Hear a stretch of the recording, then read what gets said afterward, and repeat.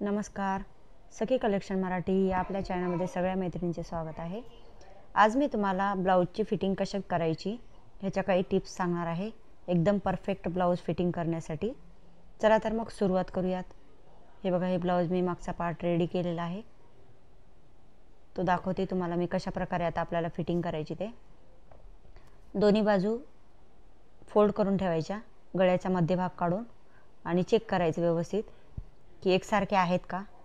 आता इथं थोडासा भाग जास्त दिसतोय, तो भाग मला आता कट करून बाजूला काढायचा आहे. ह्या अशा छोट्या छोट्या गोष्टी आहेत ना, त्या जर लक्षात ठेवल्या ना तर बरोबर आपला ब्लाऊज बसतो आणि फिटिंग पण एकदम परफेक्ट बसते दोन्ही साईड, मागची आणि पुढची. त्यामुळे हे व्हिडिओ तुम्ही पूर्ण पहा. बघा, आता मी आर्महोलची जागा पण थोडीशी कट केली आणि साईडची जी कमरेची साईडची असते ती पण थोडीशी कट केली, जास्त वाटू लागली. आता इथं काय करायचं, हा समोरचा भाग आहे. आपण जी आय हुक पट्टी करतो ती पट्टी आपल्याला मापात नसते आपली, ती बाजूला काढून ठेवायची. म्हणजे थोडासा समोर घ्यायची, ती पट्टी आपली साईडला करायची आणि जिथं आपण शिलाई मारलेली आहे तिथून दुसऱ्या पट्टीचं आपल्याला हुक पट्टीचं मोजमाप घ्यायचं. आता हे इथं बघा थोडासा भाग जास्त दिसतोय, तो भाग मी कट करून घेते. क्रॉस पट्टीचा पण भाग जास्त होता, तोही कट करून घेतला. आता इथं थोडंसं आर्महोलला जास्त दिसते खालच्या बाजूला. आपण काय करूयात, आता इथं आर्महोल न कट करता आपण क्रॉस पट्टी थोडीशी कमी करून घेऊयात. इथं शिलाई मारली कमी होते. आता ही फिटिंग मी अशी केली बघा, कारण आर्महोल दोन्ही एक सारखे आले पाहिजे म्हणून क्रॉस पट्टीला थोडंसं खालून शिवून घेतलं. आता बघा दोन्ही बाजू बरोबर झालेल्या आहेत. तर इथं थोडंसं जास्त वाटतंय तर तिथं आपण कटिंग करून घेऊयात, एक सारखा भाग येण्यासाठी दोन्ही आर्महोलचा. हे जे ब्लाऊजचं कापड आहे तेच कट करण्यात आलं. आता हे झालं आपलं समोरचा भाग. आता इथं बाहीला पण कसं करायचं फिटिंग करते वेळेस बघा, चेक करायच्या बाही, दोन्ही बाह्या एकसारख्या आहेत का ते. कारण इथं जॉईंट लावलेले आहेत आपण, थोडेसे कमी जास्त असू शकतात, त्यामुळे चेक करून घ्यायचं पहिले. आता समोरची आणि मागची बाजू एक आहे का तेही बघून घेऊयात एकदा. तर इथं पहिले गळ्याची फिटिंग फोल्ड करून बघूयात, दोन्ही गळ्याचा भाग एकत्र करून. आता हे झाला मागच्या साईडचा मध्य काढला आपण. आता इथं आपण काय करूयात, ही हुक पट्टी ठेवूयात आणि चेक करू आहे का बरोबर. बघा एकदम परफेक्ट आलेले आहे. त्यानंतर शोल्डर जोडायचं. आता शोल्डर मी पहिले सरळ बाजूला जोडते, कारण ती जी आपण शिलाई केलेली आहे ती आतमध्ये जाते, त्यामुळे.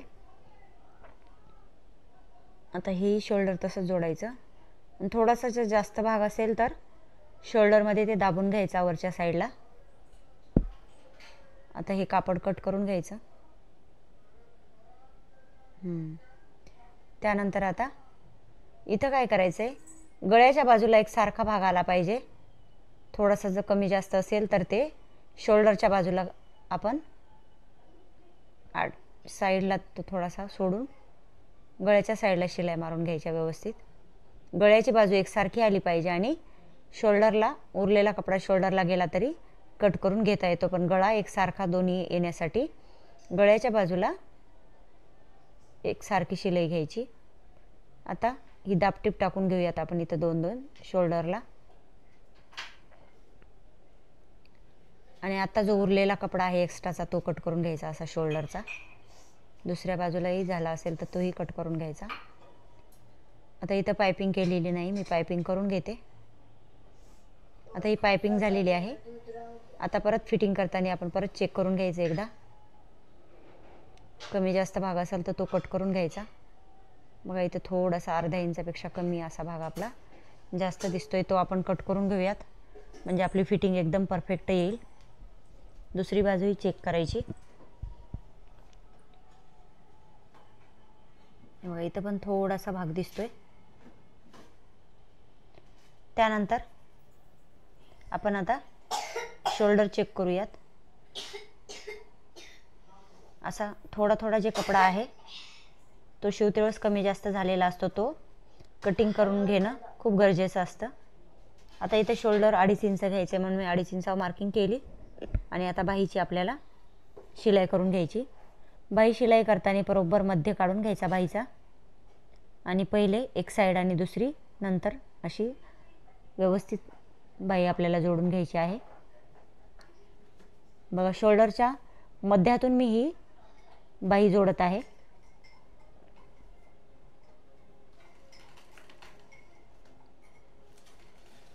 आता ही बाहीचा थोडासा भाग उरलेला आहे, ते नंतर कटिंग करून घेऊयात आपण.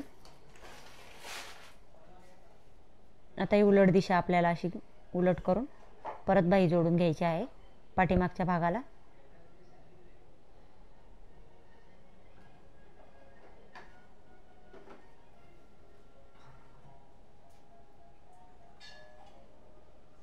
यामुळे काय होते, बाहीची दोन्ही बाजू एकसारखी येते आणि फिनिशिंगला पण खूप छान दिसतो.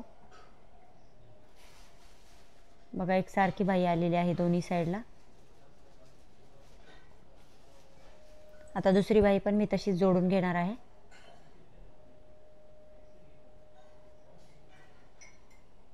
आता दोन्ही बाह्या जोडल्यानंतर काय करायचं, चेक करून घ्यायचं पहिले एकदा की दोन्हीची शोल्डर व्यवस्थित एकसारखे आलेत का, ते बाही पण एकसारखी आली का. ते मार्किंग केल्या एकसारखी येते, पण कधी थोडंसं कमी जास्त होऊ शकतं, त्यामुळे चेक करून घ्यायचं. आता आपली शेवटची फिटिंग, ती म्हणजे आपली शेवटची फिटिंग आपल्याला पहिले सरळ बाजूला करून घ्यायची.